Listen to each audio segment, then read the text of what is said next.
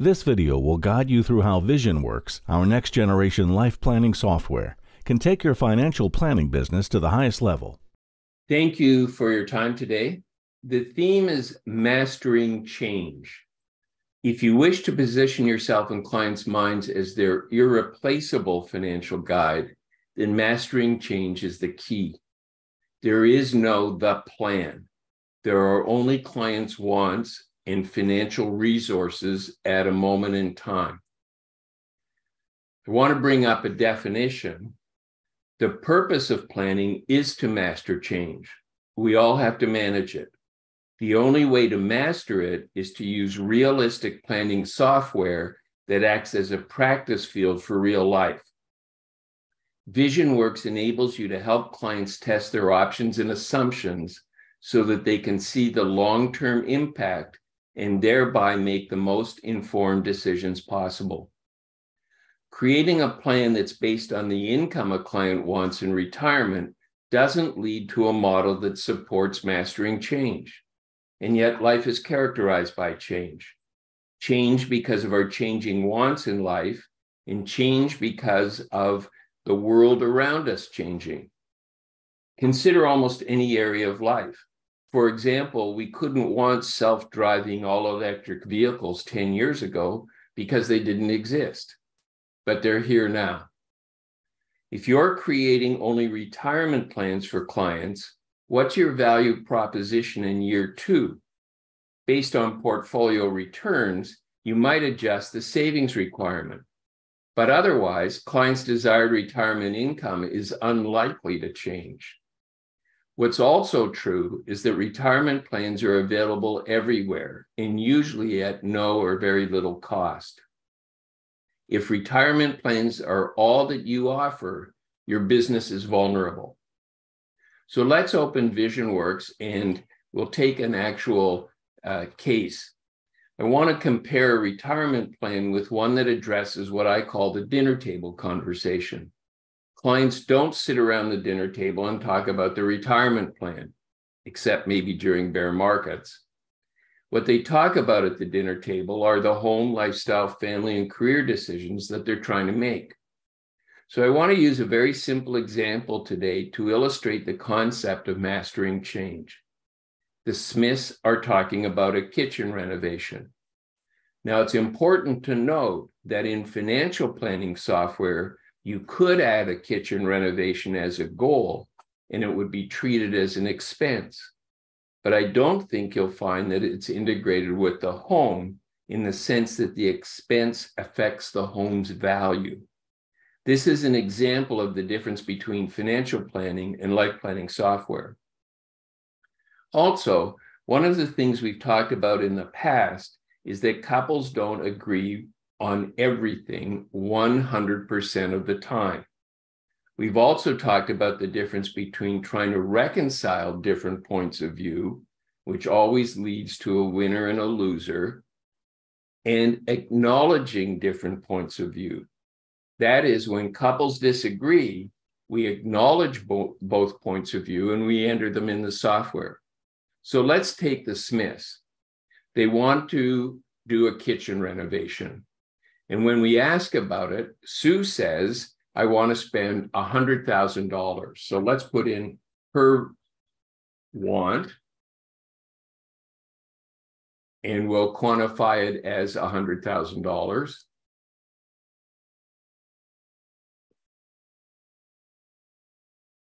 And then Bill says, I had something more like $20,000 in mind. So we'll put in Bill's want.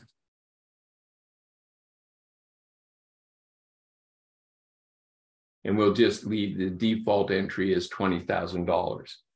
So first of all, let's remember that because couples don't agree on everything all the time, a very important feature is using the right-click menu to exclude entries so that we can enter both, and then we can have a look at the financial implications of each within the context of the whole. So if we look at total income assets in the second last year so that we avoid any estate noise, we can see that the projection is for $881,000. So the first thing we'll do is we'll include Sue's point of view, $100,000 for the kitchen renovation, and then we'll check the income assets, and we can see, of course, that they're considerably less. We're down to $626,000, so down about $250,000. So now let's have a look. If we exclude Sue's point of view and we include Bill's point of view, and then have a look at the projection, and we see that it's back up now to $829,000. So from the no kitchen renovation case, it's down about $50,000. So we can clearly see that spending $100,000 means that we're using that money. We don't have it available for investment where it can, grow over time. But what we also want to look at is we want to have a look at the case where we examine net worth. So again, I'm not sure that other software will actually take an expense like a kitchen renovation and integrate it into the value of the asset. So if we look at net worth without any expense, we see in today's dollar terms that the projected net worth is about $4,332,000. Now, what's interesting is if we include Sue's point of view, and we're defaulting to the long-term real estate growth rate for Ontario, which goes back over a quarter of a century, and acknowledge that we're using 100% of the renovation as an increase in the value of the property. This is a new feature where you can put in some lower percent, 75%, for example. But if we take the 100%, and now we have a look at the income asset projection, what we see is that instead of $4,332,000, it's actually now $4,521,000. In other words, it's up about $190,000. And then if we take the case where we exclude Sue and include Bill, what we see is that the net worth projection is about $4,369,000, up only about $35,000. So we're now looking at this expense from a very different perspective. It's not the effect on income assets, it's actually the effect on overall net worth. And we see that what ends up happening is that by spending more on the kitchen renovation, enhancing the value of the home, we're actually increasing net worth over time. So that as much as we may not have the same amount of income assets, we actually have a greater value in the home. So if there's any intention, for instance, to consider downsizing the home later in life, which is often the case these days, then we're actually better off spending the money on the kitchen renovation, and we're going to get more than enough back when the home is sold. So we've got now the ability to have a much more interesting and fruitful conversation with the client, especially where we're dealing with a couple and they have different points of view. So I want to just remind you, if we go back to Paul Armstrong's three hats concept, that the first thing he does is he puts on his life planner hat, and everything else follows from that. And the life planner hat means having a very rich and in-depth initial conversation with people about their wants in life. And I find this very interesting because I see a lot of resistance to sitting down, spending time, and talking about wants with clients. If we call it a visioning meeting, it's something that might take an hour and a half, maybe two. And it's really a lifetime investment in becoming your client's irreplaceable financial guide. It's all about the client. It's all about helping them do something that they probably not done in a very long time or even ever done before. And it's a way of getting to know them very deeply. And then from the visioning, moving on to saying, okay, let's start crunching some numbers and let's start to figure out how you're going to actually achieve the things that you've talked about. So it puts clients squarely at the center of the whole planning process, and it's all about them.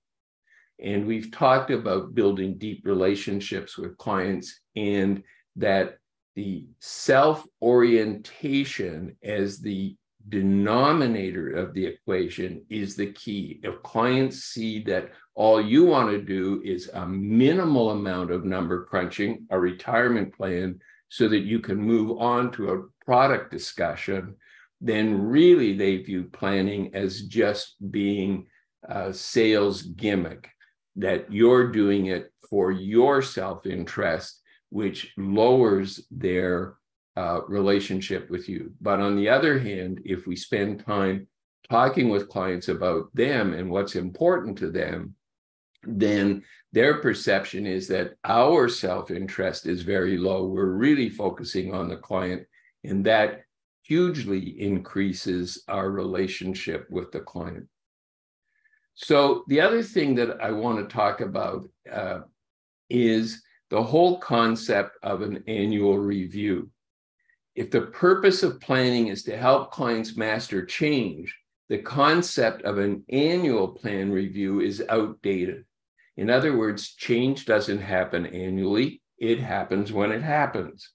And in fact, annual reviews are generally reactive and don't help clients master change. They come in, tell us the things that they've done in life and how they've spent their money, and they've done it without us being able to help them understand whether they're making sound decisions or not. So rather than doing a review once a year, with your life planning service, clients understand that they should call you whenever they're thinking of doing something of financial significance. You can connect via a webinar or meet with them in person, create a new what-if scenario, and model what clients are thinking of doing. They see the long-term implications of their options and make informed decisions that they feel comfortable with. So to take your financial planning business to the highest level, clients must appreciate that life planning will help them make the most informed current decisions possible, master change, and sleep better at night.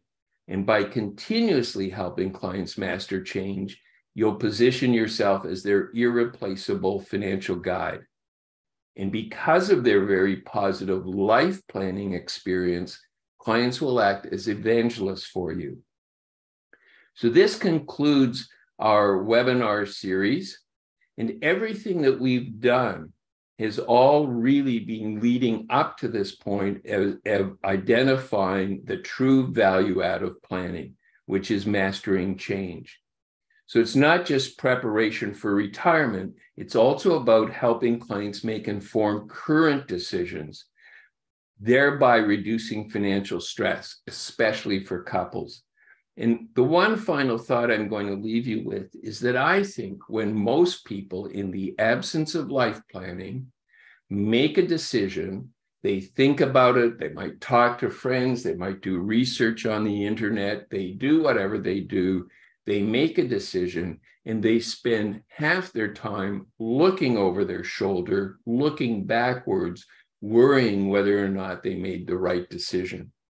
Whereas when we work with them on a proactive basis and really train them to call us before making important financial decisions, model things, help them master change, then that's where they have all of the positive benefits around the whole service that we have to offer. So I want to thank you very much for joining us during this series. We will start something new over the next few weeks. We're actually just going to devote time to having open sessions on Friday where you can join in, ask very specific questions about things you might have come across. So once again, thank you very much for your time. Book a demo. We'd be happy to show you more of VisionWorks' incredible features.